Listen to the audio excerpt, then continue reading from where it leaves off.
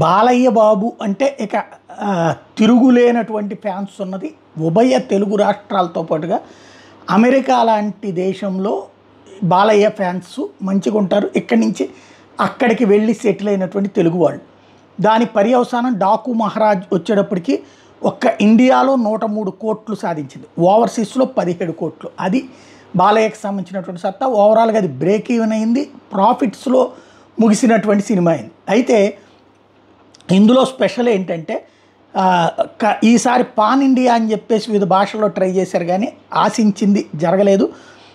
హిందీలో 0.27 కోట్లు, అదే సందర్భంలో అంటే 0.27 అంటే దాదాపుగా ఒక్కొక్క రోజుకి ఒక్కొక్క లెక్క చూసుకుంటే డే 1లో 0.05, డే 2లో 0.05, డే 3లో 0.1, డే 4లో 0.03, డే 5లో 0.04.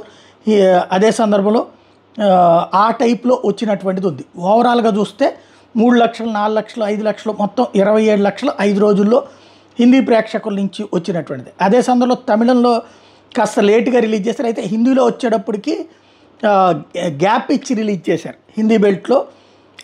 ఏపోతే తమిళ్లో కూడా కొంత లేటుగానే రిలీజ్ చేశారు. హిందీ కన్నా కొంచెం ముందు వారం రోజుల్లో 8 లక్షల రూపాయలు సాధించింది.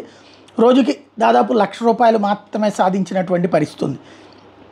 ఓవరాల్గా చూసుకుంటే బాలయ్యది ఆంధ్ర, తెలంగాణ అట్లాగే ఓవర్సీస్లో ఉన్నటువంటి అభిమానుల కారణంగా మంచి ప్రాఫిట్ అయితే అయ్యింది. డాకు మహారాజ్ కలెక్షన్స్ పరంగా హిట్టు, అట్లాగే అభిమానుల పరంగా సూపర్ హిట్టు. ఇక ఇతర రాష్ట్రాల్లో ఇతర భాషల విషయంలోనే భవిష్యత్తులో అఖండ లాంటిదైతే ఆ మధ్యన వీటిట్లో మన ఓటీటీ ప్లాట్ఫారాల్లో కూడా ఇరగదీసి ఇది వచ్చింది, మైలేజ్ వచ్చింది. ఆ తరహాలో భవిష్యత్తులోకి మళ్ళీ ఇతర భాషల్లో రీమేక్లు అనేటటువంటిది లేదా డబ్బింగ్లు అనేది ఏమన్నా వెళ్తారని చూడాలి.